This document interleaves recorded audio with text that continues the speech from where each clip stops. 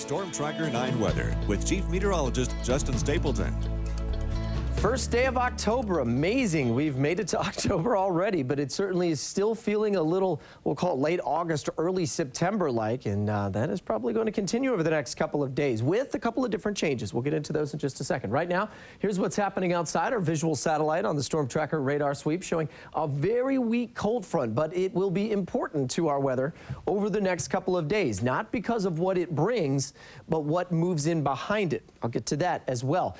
Visual satellite shows it's pretty thin. There's not much to it out there. Ahead, we've got plenty of sunshine from the coast all the way up into the mountains. Valley here as well. You put the infrared satellite imagery, we can kind of clean it up a little better.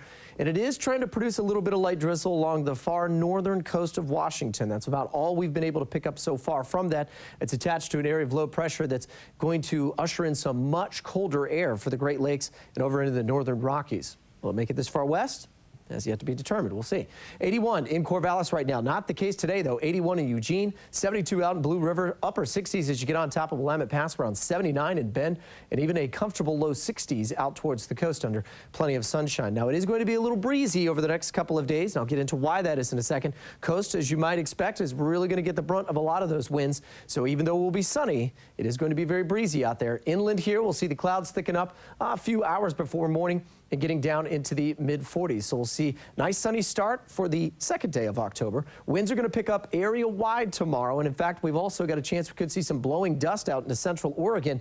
And as you might expect with that front weakening, it is going to stay very dry. So here's the overall picture. This is what Marissa was talking about this weekend, if they call what they call a Rex block. And it's basically when you have a big area of high pressure sitting over an area of low pressure, and it sort of blocks everything from moving. And so you just stay in this constant pattern. There's our weak cold front. Now zoom in a little closer and show you what we've got. As this slides across the northwest tonight and tomorrow, won't bring any rain, but we'll see a big push of cooler air coming in behind that. Now most of that will be over into Washington, central and eastern Oregon, but we'll just kind of get shaved on the west end here and also be looking at a tight pressure gradient. What does that mean? Well, that basically means the lines of pressure squeeze across the state and it gets the winds ripping pretty good too. It's very dry outside, and so as you might expect, the soils are very loose and it's going to pick that dust up and sort of blow it all over the place. That's why we have the blowing dust advisory that they've put out for central Oregon. Starting off a little cloudy tomorrow morning, we'll get back to sunny skies by the afternoon. I'll just let the clock roll all the way in towards Wednesday.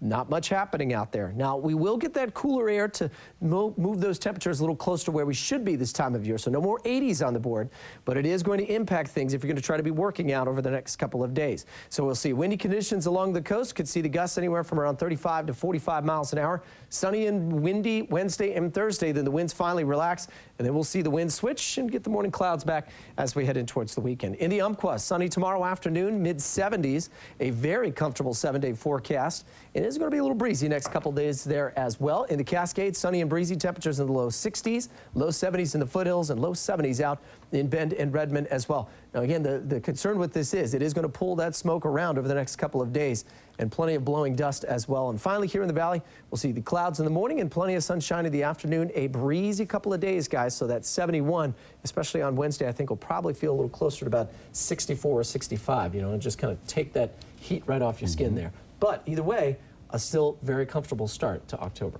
All right, thanks, Justin. Yeah.